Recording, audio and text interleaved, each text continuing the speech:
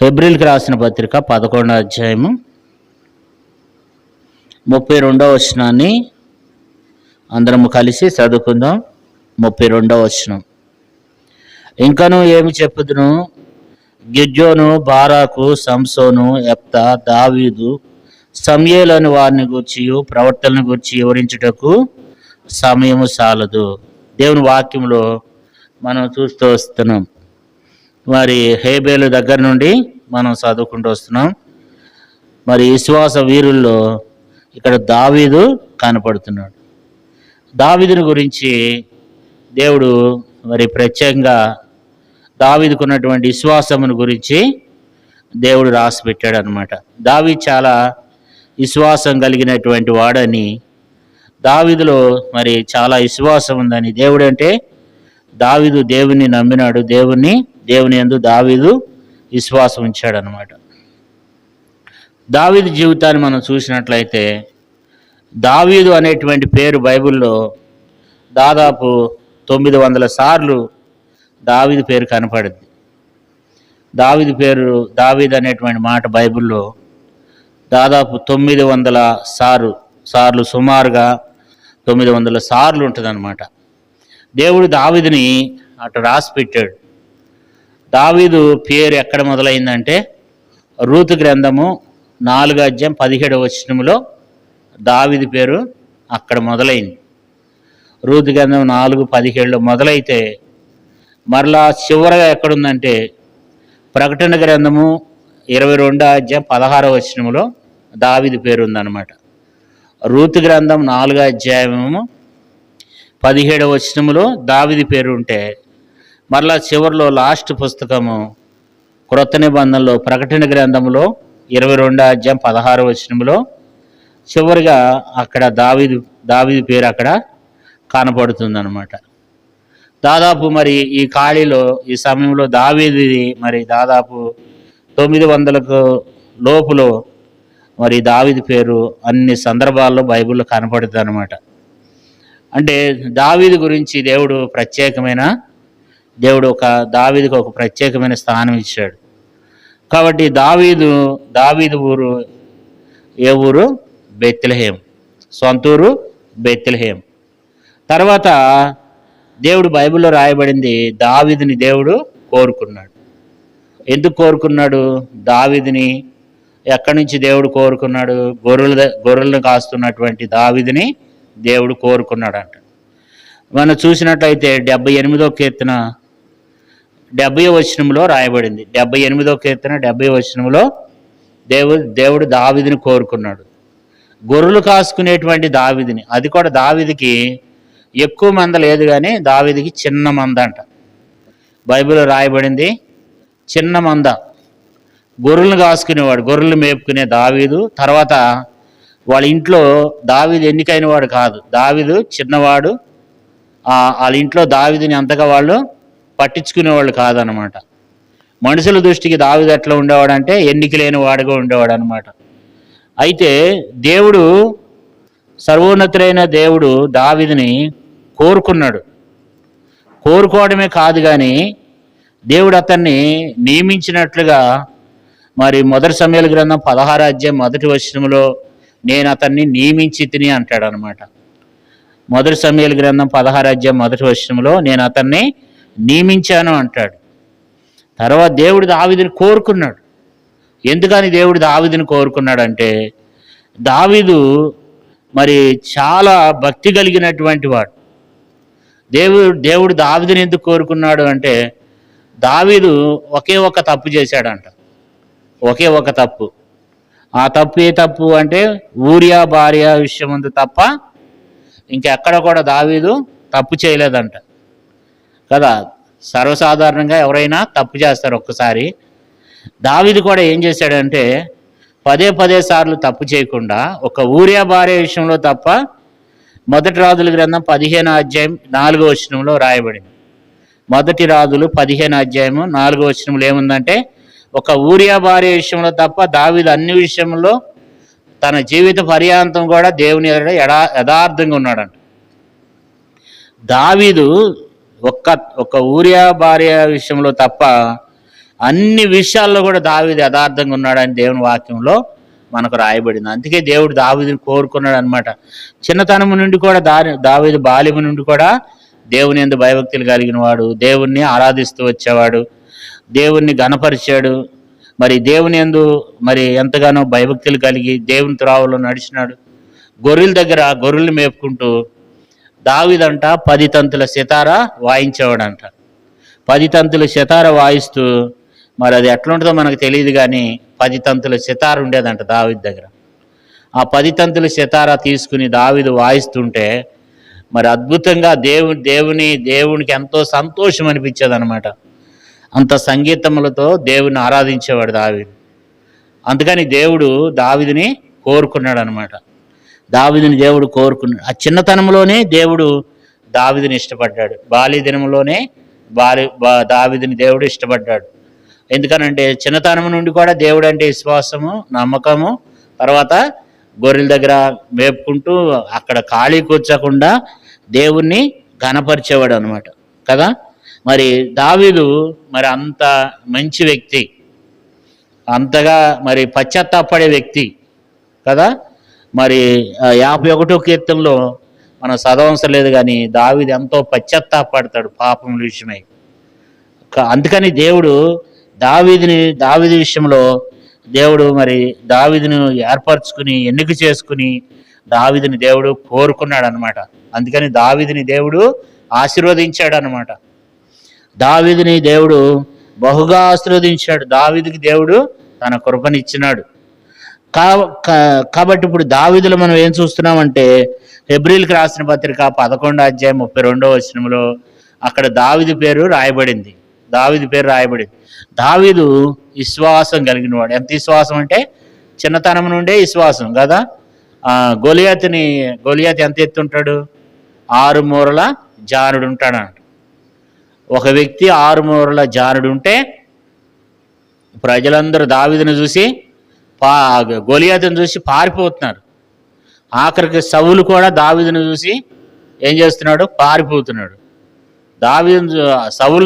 గొలియాతును చూస్తే సౌలు కూడా, రాజు కూడా భయపడుతున్నాడు. గొలియాతును చూస్తే గొలియాత్ అనేటువంటి వ్యక్తి 6 మూరల జానుడు ఎత్తు నుండి మంచి యుద్ధ నేర్పరి, తర్వాత చాలా ఎత్తు చాలా గణేశ స్తంభం అంతా ఎత్తుంటాడనమాట. అలాంటి వ్యక్తిని దావీదు మరి ఆ బాల్యంలోనే బాలుడుగా ఉండగానే ఆ చిన్నతనంలోనే గొలియాతుని ఎదుర్కొన్నాడు. అంటే కారణం ఏంటంటే దావీదు దేవుని విశ్వాసంతో ఆ గొలియాతుని ఎదుర్కొన్నాడు, విశ్వాసంతోనే. ఎందుకంటే దావీదు ఒక మంచి మాట అంటాడు, నేను నీ మీదకి ఎందుకు వస్తున్నానంటే ఆ గొలియాతుని అంటాడు. గొలియాతు మరి దావీదు దగ్గర ఏముంది? ఒక ఒడిసేల ఉంది. ఒడిసేలా తీసుకుని గొలియాతు మీదకి వస్తుంటే గొలియాతు ఏమంటున్నాడంటే, నువ్వు నా మీదకి వస్తున్నావు, నేను కుక్కను అనుకుంటున్నావా అంటున్నాడు. అంటే ఆయన ఏమన్నాడు? దావీదు ఏమన్నాడంటే, నేను నీ మీదకి వస్తున్నాను కానీ నేను ఎవరి నామాన్ని వస్తున్నాను? నేను దేవుని నామాన్ని వస్తున్నాను. చూడండి, ఆ మాట చదువుకుందాం. మొదటి సమూయేలు గ్రంథము 17వ అధ్యాయము. మొదటి సమూయేలు గ్రంథం 17వ అధ్యాయము. మొదటి సమూయేలు గ్రంథం 17వ అధ్యాయము 45వ వచనం. దావీదు, నువ్వు కత్తి, యూట్యూ, బల్యమును ధరించుకుని నా మీదకి వచ్చున్నావు. అయితే నువ్వు తిరస్కరించిన ఇశ్రాయేలీల సైన్యములకు అధిపతి యెహోవా పేరట నీ మీదకి వచ్చున్నాను. ఈ దినమున యెహోవా నిన్ను నా చేతికి అప్పగించును. నేను నిన్ను చంపి నీ తల తెగవెత్తును. ఇశ్రాయేలులో దేవుడున్నాడని లోక నివాసులందరూ తెలుసుకున్నట్లు నేను ఈ దినమున ఫిలిష్తీయుల యొక్క కళేబారములను, ఆకాశ పక్షులకును, మృగములకును ఈత్తును. కాబట్టి ఇక్కడ ఇంకేమన్నాడు? 47వ వచనం చూడండి. అప్పుడు యెహోవా కత్తి చేతను ఈటి చేతను రక్షించేవాడు కాడని ఈ దండు వారు అందరూ తెలుసుకుందరు. యుద్ధము యెహోవాదే, ఆయన మిమ్మును మా చేతికి అప్పగించునని చెప్పాను. ఏమంటున్నాడు?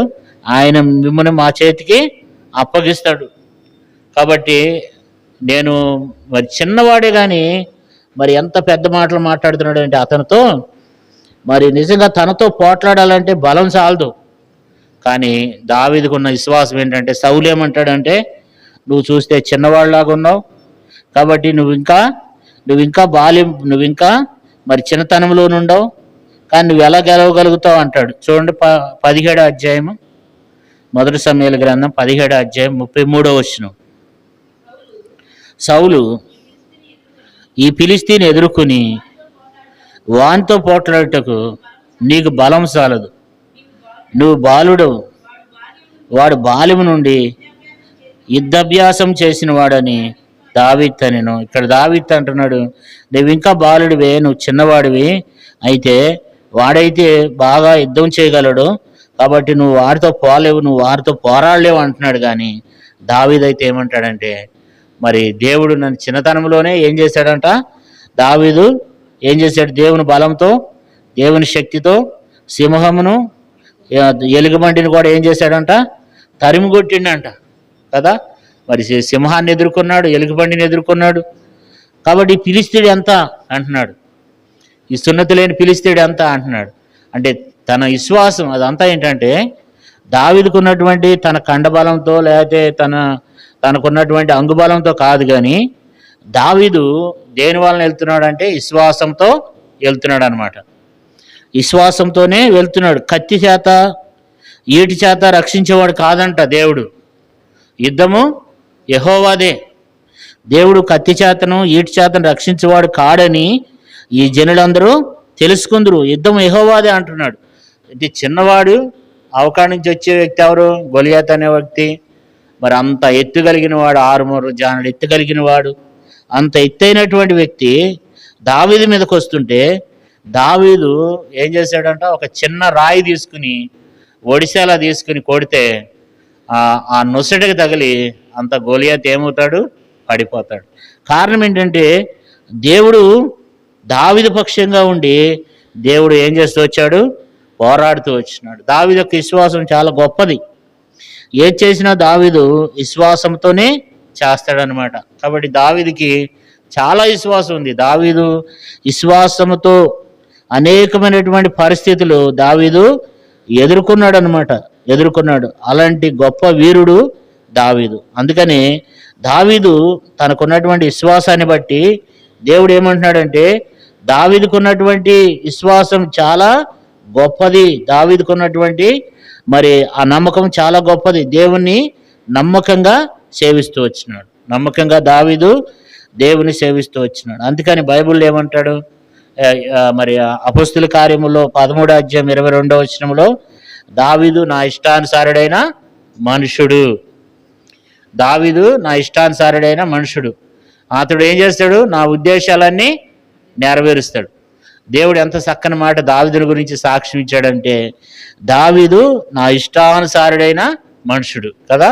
విశ్వాసం గలవాడు, దేవునికి ఇష్టానుసారుడైన మనుషుడు, దేవుని యొక్క ఉద్దేశాలన్నీ నెరవేరుస్తాడంట. దేవుని యొక్క ఉద్దేశాలన్నీ నెరవేర్చేవాడు. అంతేకాదు దావీదు ఎలాంటి వాడంటే, మనం చూసినట్లయితే అపొస్తలుల కార్యములు 13వ అధ్యాయము, అపొస్తలుల కార్యములు 13వ అధ్యాయము 22వ వచనం చూడండి. తర్వాత అతన్ని తొలగించి దావీదుని వారికి రాజుగా ఏర్పరిచింది. మరియు ఆయన, నేను యెషయి కుమారుడైన దావీదుని కనుగొంటిని, అతడు నా ఇష్టానుసారుడైన మనుషుడు, అతడు నా ఉద్దేశములను నెరవేర్చునని చెప్పి అతని గూర్చి సాక్ష్యం ఇచ్చిన. దేవుడే అతని గూర్చి సాక్ష్యం ఇచ్చిందంట. అంతేకాదు దావీదు ఎలాంటి వాడంటే, దావీదంట పవిత్ర వరములు కలిగిన వాడంట. 34వ వచనం చూడండి, 34వ వచనం. మరియు ఇంకా కుళ్ళు పట్టకుండా ఆయనను మృతుల్లో నుండి లేపుటను బట్టి దావీదునకు అనుగ్రహించిన పవిత్రమైన వరములను మీకు అనుగ్రహించునని అవి నమ్మకమైనవని చెప్పాను. దావీదుకి ఎలాంటి వరాలు ఉన్నాయి, పవిత్రమైనటువంటి వరాలు ఉన్నాయి. అంతేకాదు దావీదు రాజే కానీ ఏం చేశాడంట, సేవ చేశాడంట. దేవుని వాక్యం మనం చూస్తే 36వ వచనం చూడండి, అపొస్తలుల కార్యములు 13:30. దావీదు దేవుని సంకల్పం చొప్పున తన తరం వారికి సేవ చేసి నిద్రించి తన పితరుల యొద్దకు చేర్చబడి కుళ్ళిపోయిన గాని దేవుడు లేపిన వాడు కుళ్ళు పట్టలేదు. ఇక్కడ దావీదుని గురించి రాయబడింది. దావీదంట మరి సేవ చేస్తూ వచ్చినాడంట. సేవ చేయటం అంటే ఏంటి? ఒక పాస్టర్ గారే కాదు, దావీదు దేవుని సేవ చేశాడనమాట. మరి మనం చూస్తూ ఉంటాం, కొంతమంది ఇప్పుడు మన మందిరానికి వస్తారు, కొంతమంది పెద్ద వయసు వాళ్ళు వస్తారు, వాళ్ళు నడవలేరు. మరి బళ్ళు ఉన్న వాళ్ళు కొంచెం వాళ్ళకి ఏం చేయాలి? మనం హెల్ప్ చేయాలి, వాళ్ళని తీసుకురావటం, తీసుకువెళ్ళటం, అట్లా కొంతమందికి మనం ఏం చేయాలి? సహాయం చేయాలన్నమాట. సంఘం నుండి మనం సేవ చేయాలి. ప్రతి ఒక్కరు, ఒక పాస్టర్ గారే కాదు, ప్రతి ఒక్కరం కూడా మనం ఏం చేయాలంటే దేవుని సేవ చేయాలన్నమాట. దావీదు కూడా ఏం చేసేవాడు? రాజే కాదు కానీ ప్రజల కొరకు సేవ చేశాడంట. దావీదు దేవుని ప్రజల కొరకు సేవ చేసిండంట. తన తరం వారికి సేవ చేశాడంట. మనం కూడా దేవుని ప్రజల కొరకు ఏం చేయాలి? దేవుని ప్రజల కొరకు సేవ చేయాలన్నమాట. అంతేకాదు, దావీదు మంచి ప్రవర్తనాత్మ కలిగిన వాడు. ఎట్లంటే తనకున్నటువంటి భక్తిని బట్టి దావీదు యేసు ప్రభువుని గురించి ప్రవశించాడనమాట. యేసు ప్రభువుని గురించి ప్రవశించాడు. యేసు ప్రభు భూమి మీదకి వస్తాడు, తర్వాత వచ్చిన తర్వాత ఆయన మన అందరి కొరకు చనిపోతాడు అని చెప్పి, మరలా తిరిగి లేస్తాడు అని చెప్పి, పునరుద్ధానమందు ఆయన లేస్తాడు అని చెప్పి దావీదు ఏం చేశాడు చూడండి. అపొస్తలుల కార్యములు 1:16 చదవండి. అపొస్తలుల కార్యములు 1:16. సహోదరులారా, యేసును పట్టుకొనిన వారికి త్రోవ చూపిన యోధాను గురించి పరిశుద్ధాత్మ దావీదు ద్వారా పూర్వం పలికిన లేఖనము నెరవేర్చవలసి ఉండెను. సార్లం ఇక్కడ మనం చూస్తే, సహోదరులారా, యేసును పట్టుకుని వారికి త్రోవ చూపిన యోధాను గురించి పరిశుద్ధాత్మ దావీదు ద్వారా పూర్వం పలికిన లేఖనము ఏమైందంట? నెరవేర్చవలసి ఉండెను. అంటే దావీదు యోధాను గురించి ప్రవశించాడంట. ఇస్కరేతు యోధా వస్తాడు, వాడు పట్టుకుంటాడు, యేసు ప్రభువుని అప్పగిస్తాడని చెప్పి పరిశుద్ధాత్మ చేత దావీదు ఏం చేశాడంట? పూర్వమే ప్రవశించాడంట. యోధాను గురించి ప్రవశించాడంట. యోధాను గురించి ప్రవశించాడు. తర్వాత 2వ అధ్యాయము, అపొస్తలుల కార్యములు 2వ అధ్యాయము 31 2:31. క్రీస్తు పాతాళంలో ఎడవబడలేదనియు ఆయన శరీరం కుళ్ళిపోలేదనియు దావీదు ముందుగా తెలుసుకుని ఆయన పునరుద్ధానము గురించి చెప్పాను. దావీదు ముందుగానే చెప్పాడంట, ప్రవశించాడంట. ఆయన పునరుద్ధానుడై లేస్తాడు, ఆయన శరీరం కుళ్ళిపోదు. అందరి శరీరం కుళ్ళిపోయినట్లుగా యేసు ప్రభు శరీరం కుళ్ళిపోదు, ఆయన లేస్తాడని చెప్పి, క్రీస్తు పాతాళంలో ఎడవబడలేదనియో ఆయన శరీరం కుళ్ళిపోలేదనియో దావీదు ముందుగా తెలుసుకుని ఆయన పునరుద్ధానం గురించి చెప్పాడంట. యేసు ప్రభు వారు తిరిగి లేస్తాడు అని చెప్పి ఆయన పునరుద్ధానం గురించి, ఆయన లేస్తాడని ముందుగానే ఏం చేశాడంట? దావీదు ప్రవశించాడంట కదా. 13వ అధ్యాయం చూడండి, అపొస్తలుల కార్యములు 13వ అధ్యాయం 36. అపొస్తలుల కార్యములు 13:36 చదవండి. దావీదు సేవ చేసి నిద్రించి కుళ్ళిపోయిన కానీ దేవుడు లేపిన వాడు కుళ్ళు పట్టలేదు. అంటే దావీదు యేసు ప్రభువుని గురించి ఏం చెప్పాడు? ఆయన గురించి ప్రవశించాడనమాట. ఆయన ఖచ్చితంగా లేపబడతాడు, ఆయన కుళ్ళిపోలేదని ప్రవశించాడు అనమాట. అంతేకాదు 34వ వచనంలో కూడా చూడండి, మరియు ఇంకా కుళ్ళి పట్టకుండా ఆయన మృతుల్లో నుండి లేపుటకును బట్టి దావీదుకు అనుగ్రహించిన పవిత్ర వరములను మీకు, అంటే ముందుగానే యేసు ప్రభువారి గురించి ఏం చేశాడు? ఆయన ప్రవశించాడు. 35వ వచనం చదవండి. కాబట్టి వేరొక కీర్తన యందు నీ పరిశుద్ధిని కుళ్ళిపట్టనివని చెప్తున్నాడు. దావీదు యేసు ప్రభువారి గురించి ఏం చేశాడంట? ముందే ప్రవశించిండంట. ఆయన మరి అట్లాగే దావీదు ప్రవశించినట్లుగానే యేసు ప్రభువారు ఏం చేయబడ్డాడు? తిరిగి లేచినాడు కదా, పునరుద్ధానమందు లేచినాడు. ఆయన కుళ్ళిపట్టలేదు, ఆయన కుళ్ళిపోలేదు, ఆయన మట్టికి అవలేదు, దుమ్మికి దూరుగా అవలేదు, ఆయన తిరిగి లేచాడు. ఈ మాట దావీదు ముందే ఏం చేస్తూ వచ్చినాడు? ప్రవశిస్తూ వచ్చినాడు అనమాట. అంతేకాదు మరి ఆ యొక్క అన్ని జనులు చేసే అల్లరి గురించి కూడా మరి అక్కడ రాయబడింది. చూడండి 4వ అధ్యాయం అపోస్తుల కార్యములు 4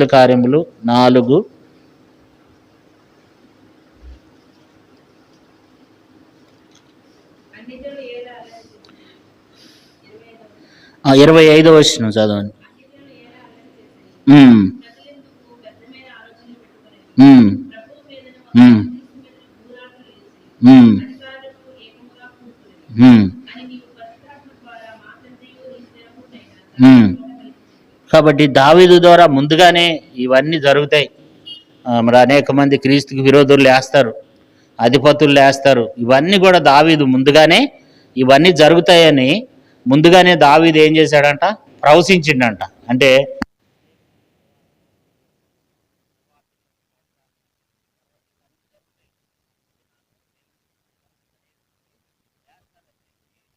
ముందుగానే దావీదు ఏం చేశాడంట? ప్రవశించిండంట కదా. దావీదు మరి చాలా ప్రవచన ఆత్మ కలిగిన వాడు అనమాట. దేవుని ఆత్మ చేత నింపబడినటువంటి వాడు అనమాట. అందుకని బైబిల్లో దావీదుని గురించి ఒక మాట ఉంది. మరి యెహోవా ఆత్మ సౌలుని నిడిచిపోయి దావీదు మీదకి వచ్చిందంట. ఎంత గొప్ప విషయం అంటే యెహోవా ఆత్మ దావీదుని నిడిచిపోయిందంట. ఆ యెహోవా ఆత్మ సౌలుని నిడిచిపోయి దావీదు మీదకి వచ్చిందంట. యెహోవా ఆత్మ చేత సౌలు ఉన్నాడు ఒకప్పుడు, కానీ ఇప్పుడు సౌలు మీదకి దురాత్మ వస్తే దావీదు మీదకి దేవుని ఆత్మ వచ్చిందంట. దావీదు సితార తీసుకుని వాయిస్తుంటే సౌలు ఉన్నటువంటి దురాత్మ వెళ్ళిపోతుందంట కదా. కారణం ఏంటంటే దావీదు మరి బైబిల్లో రాయబడింది మిగుల సుబుద్ధి గలవాడంట. దావీదు సుబుద్ధి గలవాడు, తర్వాత మిగుల సుబుద్ధి గలవాడు అని బైబిల్ ఉంది. మొదటి సమయాల గ్రంథం 18వ అధ్యాయంలో మనకు సమయం లేదు, కానీ అక్కడ మరి దావీదు ఎలాంటి వాడంట? మిగుల సుబుద్ధి కలిగిన వాడని మొదటి సమయాల గ్రంథంలో మరి 18వ అధ్యాయం 15వ వచనంలో ఉందన్నమాట. అంటే మిగుల సుబుద్ధి కలిగిన వాడని రాయబడింది. అంతేకాదు దావీదు ఒక సామాన్యమైనటువంటి రాజే, కానీ ఆయన గురించి బైబిల్ ఏం చెప్తుందంటే ప్రవర్త అంట. దావీదు ఎవరు? ప్రవర్త. చూడండి అపోస్తుల కార్యములు 2వ అధ్యాయం 30వ వచనం. అపోస్తుల కార్యములు 2:30.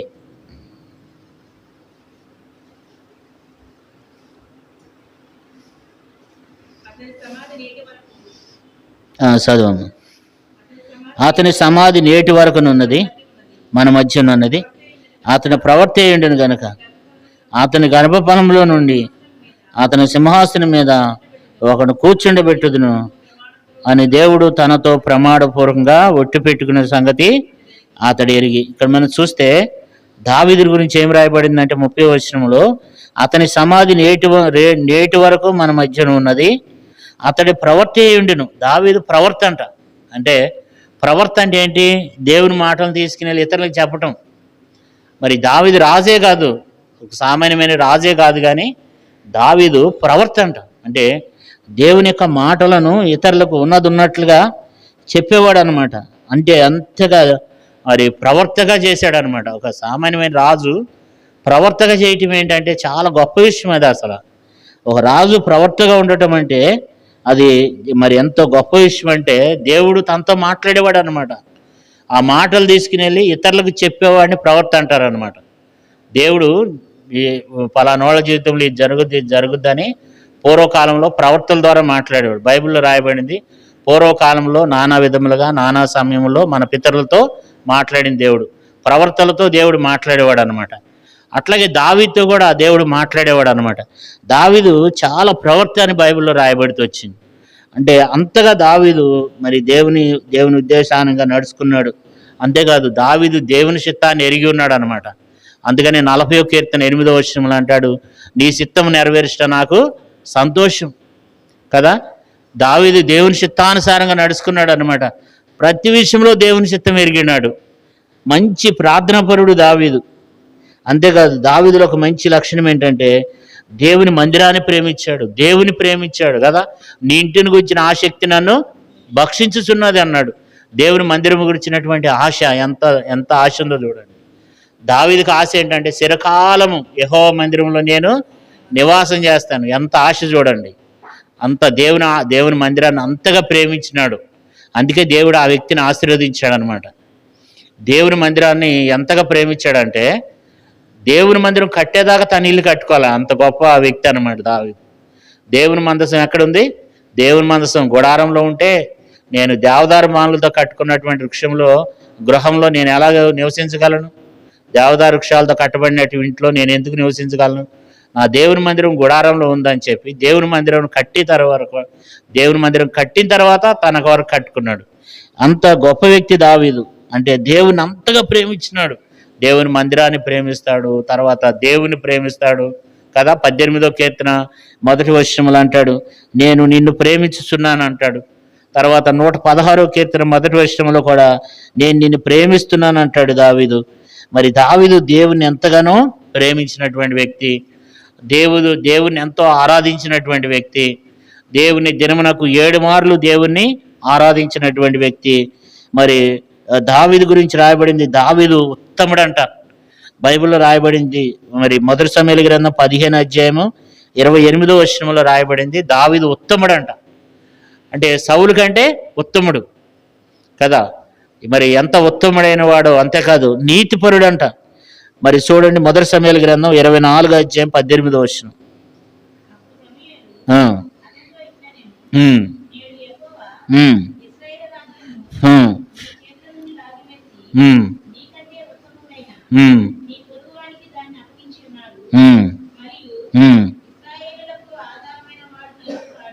సార్లక అక్కడ మనం చూస్తే ఇంకో మాటను చూడండి అక్క, 24వ అధ్యాయం 18వ వచనం 1 సమూయేలు.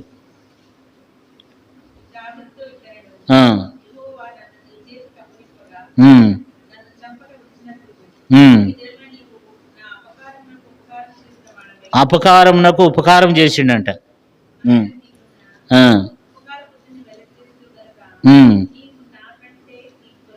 కాబట్టి సౌలు కంటే నీతిపరుడంట. అంటే శత్రువు దొరికితే ఎవరైనా విడిచిపెడతారా? దాదాపు అంట సౌలు అంట 40 సంవత్సరాలు తరిమిండంట దావీదు. అనుదినము ఎక్కడ దావీదు ఉన్నాడో వెతకడానికి సౌలు ఉదయం లేచిన కానించి రాత్రి పండుకునే వరకు దావీదుని తరవటమే పని. దావీదు ఇంట్లో ఉంచలా దావీదు కొండల్లో, గృహల్లో, ఎక్కడెక్కడో కాని దేశాల్లో నివసించాల్సి వచ్చింది. అన్ని సంవత్సరాలు దావీదుని తరుముతుంటే దావీదంట ఒక్కసారి శత్రువు దొరికితే దేవుడు అప్పగించిండంట సౌలుని. ఒకసారి పండుకుంటే సౌలు అలిసిపోయి పడుకున్నాడు. సౌలుతో పాటు తన సైనికులందరూ నిద్రపోతున్నారు. నీళ్ల బుడ్డి ఉందంట, ఖడ్గం ఉందంట అక్కడ. దావీదు వెళ్ళాడు. అక్కడికి వెళ్తే పక్కనున్న ఆయన అంటాడు, ఇదే అవకాశం, ఖడ్గం తీసుకుని వేసిపారేయి సౌలుని అంటాడు, తల నరికేసేయంటే దావీదు అంటాడు, దేవుడు అభిషేకించిన వాడు నేను ముట్టను అంటాడు. అట్లా శత్రువు దొరికినప్పుడు కూడా శత్రువును ప్రేమించిండు దావీదు. ఆ రోజుల్లోనే క్రీస్తు ప్రేమని మరి దావీదు చూపిస్తూ వచ్చినాడు అనమాట. అందుకనే దావీదుని దేవుడు నేటి తరం వరకు కూడా దేవుడు మన మధ్యలో ఉంచుతూ వచ్చినాడు. దేవుడు దావీదుని మన మధ్యలో ఉంచాడంటే అర్థం ఏంటంటే, నిజంగా ఇవాటి వరకు కూడా దావీదు యొక్క సమాధి మన మధ్యలో ఉంది. ఆయన జీవించినటువంటి జీవితం ఎంత అద్భుతమైనది. మరి అలాంటి వ్యక్తులు ఉండటం అనేది చాలా ప్రాముఖ్యమైనటువంటి సంగతి అనమాట మనకు. ఎందుకంటే దావీదు మనకు ఒక మంచి రోల్ మోడల్ కలిగిన వాడు, ఒక మంచి విశ్వాసి. ఆయన ఎట్లా ఉంటాడంటే బైబిల్లో దావీదు గురించి చాలా సందర్భాల్లో యథార్థవంతుడు అని బైబిల్లో చాలా సందర్భాల్లో రాయబడుతూ వచ్చిందనమాట. ఎందుకంటే మనకు సమయం లేదు కానీ చూపించడానికి.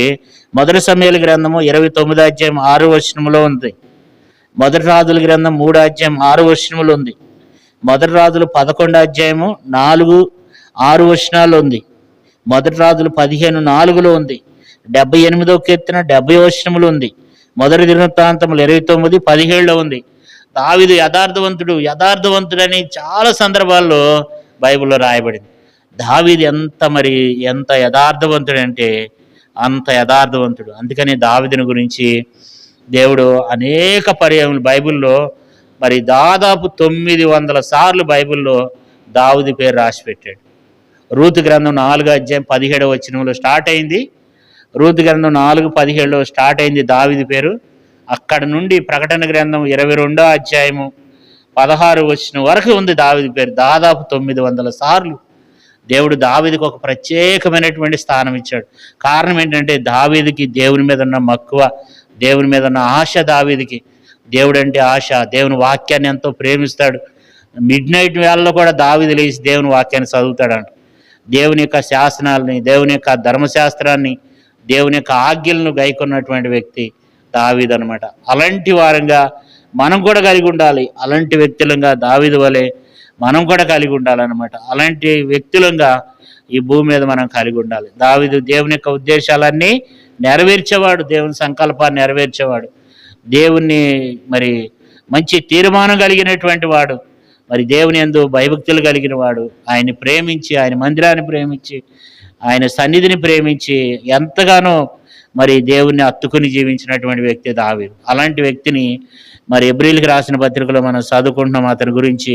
మరి అలాంటి వాడు దావీదు. అలాంటి వారంగా మనం కలిగి ఉండాలని దేవుడు అంటున్నాడు అనమాట. అంటే అలాంటి మంచి వ్యక్తులము దావీదుకి దేవుడంట తన కృపను చూపిండంట.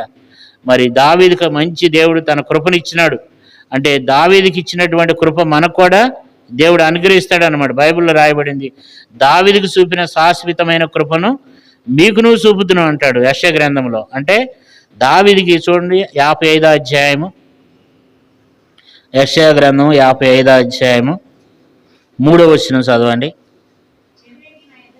చెవియొగ్గి నా యొద్దకు రండి, మీరు విని నెరల మీరు బ్రతుకుదురు, నేను మీతో నిత్య నిబంధన చేసేదను, దావీదునకు చూపిన శాశ్వతమైన కృపను మీకును చూపుతును. అంటే దావీదు ఎట్లాంటి జీవితాన్ని జీవిస్తూ వచ్చినాడో దావీదుకి దేవుడు శాశ్వతమైనటువంటి కృపను చూపిండంట. ఇంకా అది ఎలాంటి కృప అంటే ఈ రోజు ఉండి రేపు లేనిది కాదు. దేవునికి దావీదు శాశ్వతమైన కృపను దావీదుకి దేవుడు చూపించిండంట కదా. అంత గొప్ప వ్యక్తిని దేవుడు మనకు జ్ఞాపకం చేస్తున్నాడు. చాలా మరి దావీదు ఎలాంటి వాడంటే చాలా గొప్ప వ్యక్తి అనమాట. అలాంటి వ్యక్తిని దేవుడు మనకు జ్ఞాపకం చేస్తున్నాడు. మనం కూడా దావీదు వలె ఉండాలని, దావీదు వంటి జీవితం, దావీదు వలె ఆరాధించాలి, దావీదు వలె స్తుతించాలి, దావీదు వలె ఒప్పుకోవాలి, పశ్చాత్తాపడాలి, దావీదు వంటి వాడిగా మనం కూడా ఉండాలని దేవుడు కోరుకుంటున్నాడు. దావీదు విశ్వాసం కదా, ఎంత గొప్ప గొప్ప కార్యాలు దావీదు చేస్తూ వచ్చినాడు. అందుకని దేవుడు దావీదు నా ఇష్టానుసారుడైన మనుషుడు. మరి చూడండి, ఆ రోజుల్లోనే దావీదు మనం చదువుకుంటూ వచ్చాం. దావీదు ప్రవర్త అంట ఒక సామాన్యమైన ఒక రాజు ప్రవర్తగా కూడా చేశాడంట. అంతేకాదు యేసు ప్రభువుని గురించి ప్రవచించాడు, ఇస్కరియోతు యోధా గురించి ప్రవచించాడు, మరి ఆ అల్లరి గురించి, ఆ మతోన్మాదం గురించి ప్రవచించాడు మరి దావీదు. ఇవన్నీ బైబిల్లో ఉన్నాయి. దావీదు ప్రవచనాత్మ అలాంటి వ్యక్తి దేవుని ఆత్మ కలిగి ఆ రోజుల్లో దేవుని ఆత్మ కలిగి జీవించాడంటే మరి అలాంటి గొప్ప వ్యక్తులను మనం మరి బైబిల్లో రాయబడింది అతని గురించి. మనం అతని పోలి నడుచుకున్నప్పుడు అతని లాంటి కృపను దేవుడు మనకు అనుగ్రహిస్తాడంట. అలాంటి కృపను దేవుడు మనకిస్తాడు యేసు ప్రభువారి ద్వారా. అయితే మనం కూడా దావీదు వంటి జీవితాన్ని మనం కలిగి ఉండాలి. దావీదుకి దేవుడు తన కృపను ఏం చేయలేదంట, దూరం చేయలేదంట. బైబిల్ అంటాడు, సౌలుకి నా కృప దూరమైనట్లు దావీదుకి నా కృప దూరము చేయను అంటాడు. చూడండి 7వ అధ్యాయము 2 సమూయేలు 7వ అధ్యాయము